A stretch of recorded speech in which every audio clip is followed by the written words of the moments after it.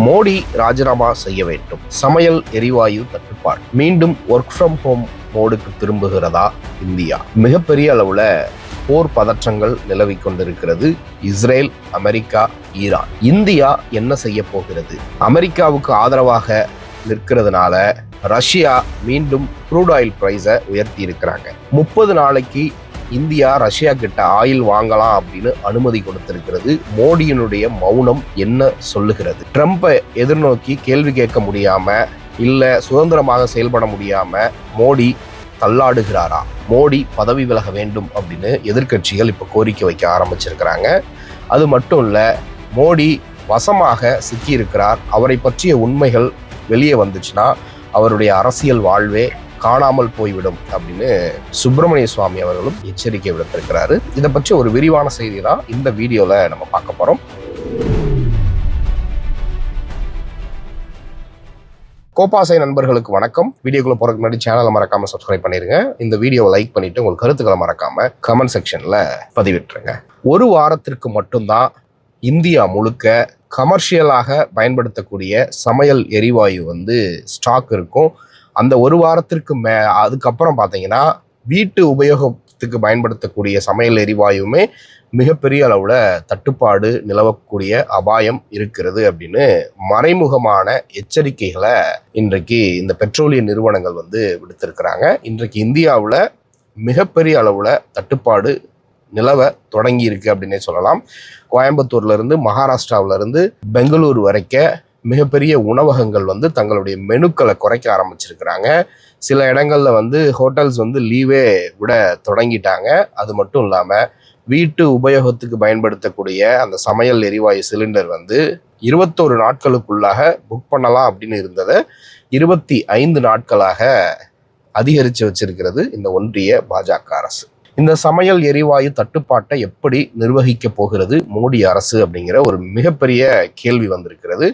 முதல்வர் ஸ்டாலின் அவர்கள் ஒரு விளக்கம் கொடுக்க சொல்லி மோடிக்கு கடிதம் எழுதியிருக்கிறாரு. எடப்பாடி பழனிசாமி அவர்கள் மோடிக்கு வலிக்காத மாதிரி தடவி கொடுக்குற மாதிரி சில கேள்விகளையும் கேட்டிருக்கிறாரு. இதுக்கடையில இந்த கௌசிக் குறுக்க வந்தா எப்படி இருக்கும் அப்படிங்கிற மாதிரி அன்புமணி அவர்கள் திமுக அரசை நோக்கி ஒரு கேள்வி கேட்டிருக்கிறார். திமுக அதை எப்படி கையாள போகுது அப்படின்னு கேட்டிருக்கிறாரு. முறைப்படி அன்புமணி ராமதாஸ் அவர்கள் மோடியை தான் கேள்வி கேட்டிருக்கணும். பெட்ரோலியத்துறை அமைச்சர் ஹர்தீப் சிங் பூரி அவர்களை தான் கேள்வி கேட்டிருக்கணும். அவர் தேர்தல் நேரத்தில் அரசியல் பண்ணணுன்றதுக்காக ஸ்டாலின் அவர்களை நோக்கி அந்த கேள்வியை கேட்கிறாரு. இது ஒரு பக்கம் இருந்தாலும் 140 கோடி மக்கள் தொகை இருக்கக்கூடிய இந்திய நாட்டில் ஒவ்வொரு நாளும் சமையல் எரிவாயுனுடைய தேவைகள் எவ்வளவு அதிகமாக இருக்கும். இந்த நேரத்தில் நமக்கு பக்கத்தில் இருக்கக்கூடிய ஈரானை பகைச்சிக்கிட்டு அமெரிக்கா ட்ரம்ப் என்ன சொல்றாரோ அந்த சொல்படி கேட்டு இந்தியா நடக்குதுன்னா இந்தியாவினுடைய வெளியுறவு கொள்கை எந்த லட்சணத்துல இருக்கு அப்படிங்கிற ஒரு கேள்வி இருக்கு.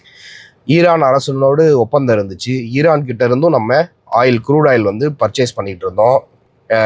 எல்பிஜி, எல்என்ஜி, சிஎன்ஜி எல்லாம் நம்ம பர்ச்சேஸ் பண்ணிக்கிட்டு இருந்தோம். அதே நேரத்தில் ரஷ்யா கூடயும் க்ரூட் ஆயில் இருக்கிறதுலே டிஸ்கவுண்டட் கம்மியான ப்ரைஸில் ரஷ்யா கிட்ட இருந்து நம்ம ஆயில் வாங்கிக்கிட்டு இருந்தோம்.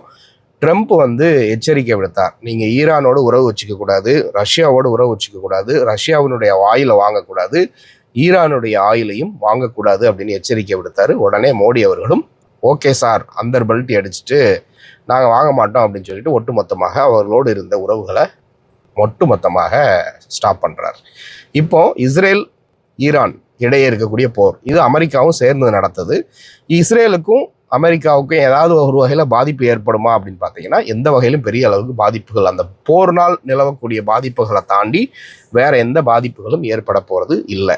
ஈரான் தன்னை பாதுகாத்து கொள்வதற்காக அவர்களுடைய கட்டுப்பாட்டில் இருக்கக்கூடிய அந்த ஸ்ட்ரைட் ஆஃப் ஹர்மூஸ் அப்படிங்கிற அந்த வழிபாதையை மூடிட்டாங்க. 1 லிட்டர் ஆயில் கூட எங்களை கடந்து போக முடியாது அப்படின்னு அவங்க ஸ்ட்ரைட் ஃபார்வர்டாக எச்சரிக்கை விடுத்துட்டாங்க. இதனால அதிகம் பாதிக்கப்பட போறது யாரு அப்படின்னு பார்த்தீங்கன்னா இந்தியா பாதிக்கப்படும், சைனா பாதிக்கப்படும். சைனா தான் இன்றைக்கு ஈரானுக்கு அமெரிக்காவோடும் இஸ்ரேல் கூடயும் வாரில் பயன்படுத்தக்கூடிய அனைத்து ட்ரோன்கள்ல இருந்து முக்கியமான போர்க்கருவிகள் எல்லாத்தையும் சைனா தான் ஈரானுக்கு சப்ளை பண்ணுகிறது. இப்போ நார்த் கொரியாவும் அவர்களோடு ஜாயின் பண்ணியிருக்கிறாங்க. அதே நேரத்தில் ரஷ்யாவும் எங்களுடைய முழு ஆதரவு ஈரானுக்கு இருக்கு அப்படின்னு சொல்லிட்டு அவர்களும் அவர்களோடு இணைந்திருக்கிறாங்க. அமெரிக்கா ட்ரம்ப் அவர்களுடைய எக்கானமியை பாதுகாப்பதற்கும் அவருடைய அதிகாரத்தை இந்த எப்ஸ்டீன் ஃபைல்ல இருந்து டைவர்ட் பண்ணுறதற்கும் அவர் மேல் வந்த குற்றச்சாட்டுகளை டைவர்ட் பண்ணுவதற்கும் அவங்க இருக்க எல்லா வேலைகளையும் செய்ய முடியுமோ அந்த வேலைகள் எல்லாத்தையும் செஞ்சுக்கிட்டு இருக்கிறாங்க. இப்போ மோடி அவர்களுடைய வெளியுறவு கொள்கை தான் என்ன? பக்கத்தில் இருக்கக்கூடிய ரஷ்யாவை பகைச்சிக்கிட்டு ரஷ்யா கிட்ட ஆயில் வாங்காமல் நான் வந்து வெனிசுவாலா கிட்ட வாங்குவேன், அமெரிக்கா கிட்ட போய் வாங்குவேன் அப்படின்னா இது எப்படி சாத்தியமாகும் அப்படிங்கிற பல கேள்வி. இதனால் நஷ்டப்பட போகிறது யாரு? ரஷ்யா வந்து நமக்கு டிஸ்கவுண்டட் ப்ரைஸில் ஆயில் கொடுத்துட்டு இருந்தாங்க. இப்போ இந்த ஈரான் இஸ்ரேல் அமெரிக்கா போர்னால அந்த ஸ்ட்ரைட் ஆஃப் ஹர்மூஸை வந்து ஈரான் வந்து மூடிருச்சு. அப்படிங்கிறப்ப பெருவாதிரியான வர்த்தகங்கள் அந்த வழியாக தான் நடந்துகிட்டு இருந்துச்சு. இப்போ இதை காரணம் காட்டி ட்ரம்ப் வந்து சொல்றாரு, நீங்கள் 30 நாளைக்கு ரஷ்யா கிட்ட ஆயில் வாங்கிக்கலாம் இந்த பிரச்சனைகளை சமாளிக்கிற வரைக்கும் அப்படின்னு ஒரு இதை கொடுக்குறாரு. இப்போ ரஷ்யா என்ன ஸ்டாண்ட் எடுத்துருக்குறாங்க? ஓகே, நீ ட்ரம்ப் சொன்னால் வாங்குவேன், ட்ரம்ப் சொல்லலைன்னா வாங்க மாட்டேன் அப்படின்னா நான் உனக்கு இது முன்னாடி கொடுத்துக்கிட்டு இருந்த டிஸ்கவுண்டட் ப்ரைஸில் நான் ஆயில் தரமாட்டேன். இப்போ வந்து உனக்கு தானே தேவை இருக்குது, இப்போ நான் சொல்கிற ப்ரைஸில் நீ வாங்கிக்கோ அப்படின்னு அவர்களும் விலையை ஏற்றிருக்கிறாங்க. யூஸ்வலாக இருக்கக்கூடிய ஒரு பேரலுடைய விலை $100 தாண்டி போய்கிட்டு இருக்குது. இவங்க $45 கொடுத்ததை இப்போ $65 வரைக்கும் ஏற்றி வச்சிருக்கிறாங்க அப்படிங்கிற செய்திகள் வந்துகிட்டு இருக்குது. இது தேவையா மோடி அவர்களுக்கு? முழுக்க இந்தியா ரஷ்யா கூட எந்த உறவும் வச்சுக்க கூடாது, ரஷ்யா கூட ஆயிலே வாங்கக்கூடாதுன்னு சொல்றதுக்கு நீங்க யாரு அப்படின்னு மோடியால கேள்வி கேட்க முடியாதா? அப்படிங்கிற கேள்விதான் இன்றைக்கு ஒவ்வொரு இந்திய குடிமகன்களுடைய கேள்வியாக இருக்கிறது. இதே நேரத்துல சைனா என்ன மாதிரியான முடிவுகள் எடுத்தது? சைனாவுக்கு அமெரிக்கா இப்படி ஒரு டிக்டேட் பண்ண முடியுமா? நம்ம சைனாவோட தான் கம்பீட் பண்ணிட்டு இருக்கிறோம். மேக் இன் இந்தியா, சைனா ப்ராடக்ட்லாம் புறக்கணிப்போம் அப்படின்னு 1008 விளம்பரங்கள் மோடி அரசு பண்ணினாலும் இன்றைக்கு சைனாக்காரன் அவனுடைய எக்கானமியை பாதுகாக்கிறதுக்கு, அவனுடைய பொலிட்டிக்கல் இன்ஃப்ளூயன்ஸை ஜியோகிராஃபிக்கல் லெவலில் வந்து பாதுகாக்கிறதுக்கு மிகப்பெரிய நடவடிக்கைகள் எடுத்துகிட்டு வராங்க. அமெரிக்காவுக்கு மிகப்பெரிய சவாலை விடுறான் சைனாக்காரன். ஆனால் இந்தியா என்ன மாதிரி நடவடிக்கை எடுக்குது? இதுவரைக்கும் வெளியுறவுத்துறை அமைச்சர் வந்து பெரிய அளவுக்கு வந்து ஸ்டேட்மெண்ட் கொடுத்ததாக தெரியல.